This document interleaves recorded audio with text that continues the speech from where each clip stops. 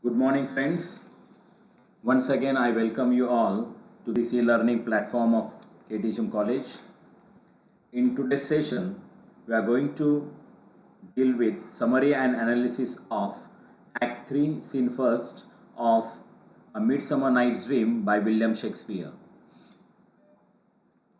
Comedy returns to the play in the opening of this scene. Peter Quincy and his company are rehearsing their rendition of Pyramus and Thisbe. Bottom has serious reservations about the play. Pyramus kills himself with a sword, and the lion is frightening, both factors that are sure to terrify the women in the audience. The other players agree, wondering if the play should be abandoned, but Bottom has a solution.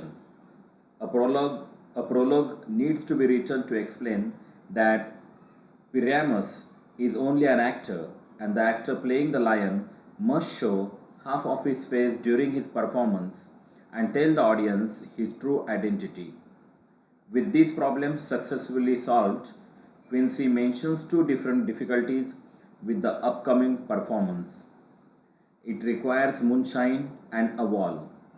After consulting a calendar, they discover that the moon will be shining on the night of the performance, so they can simply leave a window open. The wall is a greater dilemma for these silly men. Finally, Bottom discovers a solution. An actor covered in plaster will play the role of the wall. Everyone agrees and the rehearsal begins. Puck eavesdrops on the performance, amused by the way these actors butcher their lines.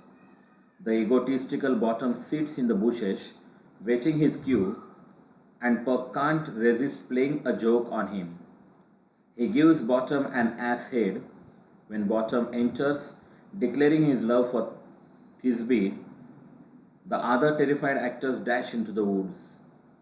Unaware of his transformation, Bottom has no idea what has frightened them. As he walks singing through the woods, Titania, with the love juice on her eyes, awakens and falls immediately in love with the beastly Bottom.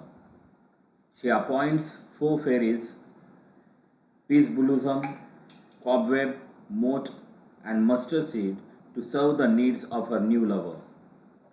This is the summary of Act 3, Scene First of A Midsummer Night's Dream. Now we'll have the analysis of Act 3, Scene First. The play's humor continues in this scene through the vehicle of the players. As in Act 1, Scene First, their belief in the audience gullibility is highlighted. Bottom has found a new objection to the play. Pyramus must kill himself, which will offend the women in the audience. Again, his comments show his belief that the audience will be unable to differentiate reality from fantasy. To combat this problem, Bottom proposes an elaborate prologue that will explain Pyramus' identity.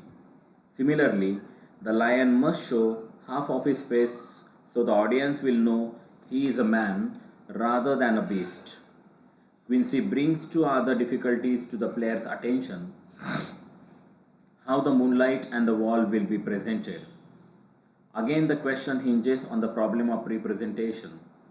In the player's opinion, the audience possesses a strong imagination, so with the correct costuming, a man can impersonate any object. For example, with some plaster on his clothing, Snout can become a wall. With a lantern, he can disfigure, according to Quincy Moonshine. Quincy's malapropism here is comical yet correct. These players do indeed disfigure rather than figure the word Quincy mean to use, the characters they play. Similarly, Bottom's misuse of words continues to be funny in this scene, partially because at bottom they are correct given the context of these actors inept performance. For example, he says defect rather than effect in line 38, or odious rather than odorous in line 78-79. In all of these circumstances, Shakespeare assumes an audience intelligent enough to recognize Bottom's misuses but equally capable of seeing the comic correctness in Bottom's mistakes. The wall between reality and fantasy breaks down as the scene continues.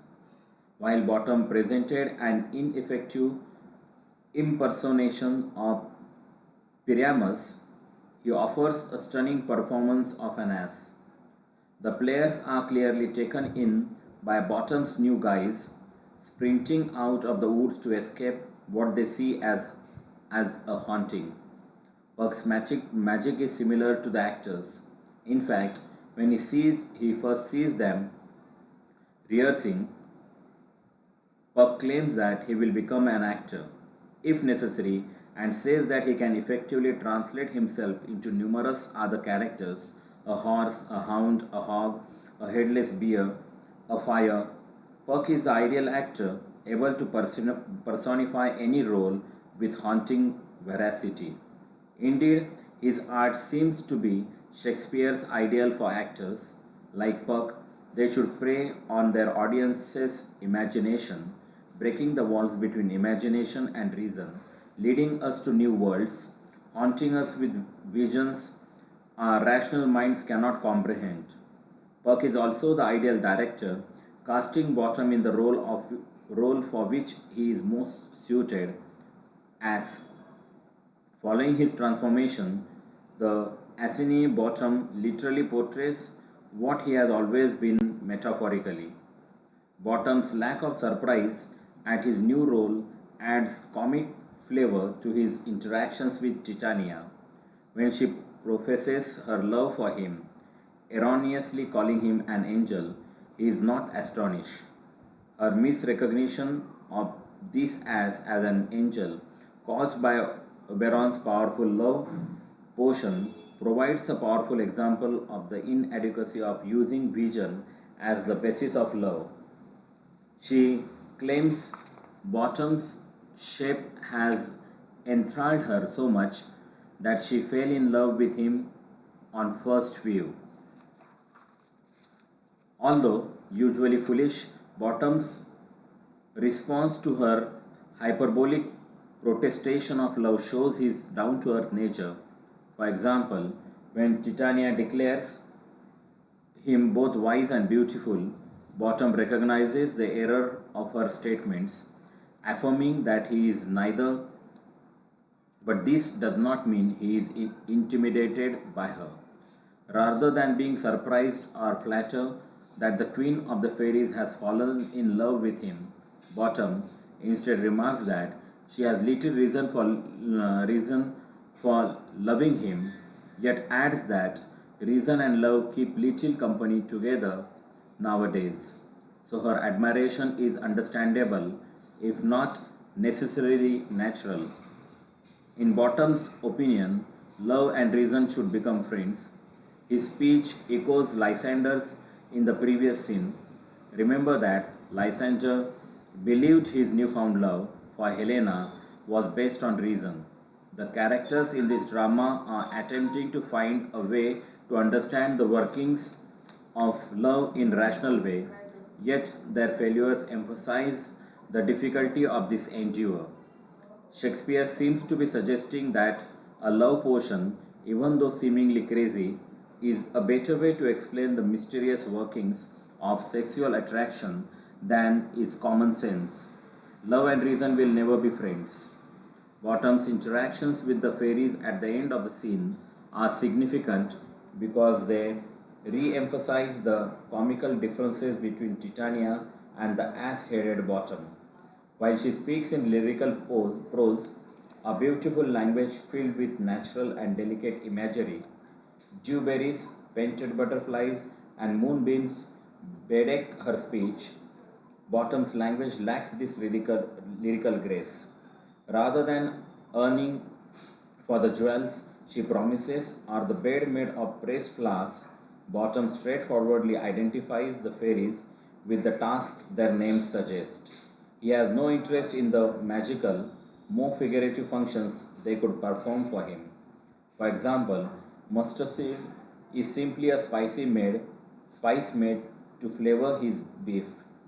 Bottom's prosaic approach to language appears to annoy the poetic Titania, who asks her fairies to tie up Bottom's tongue before bringing him to her bower. Shakespeare has not forgotten the moon in the scene. A watery moon shines in Titania's final speech, weeping along with the flowers at any violated chastity. This is the analysis of Act 3rd, Scene 1st. In the next session, we are going to have the summary and analysis of Act 3rd, Scene 2nd. Thank you.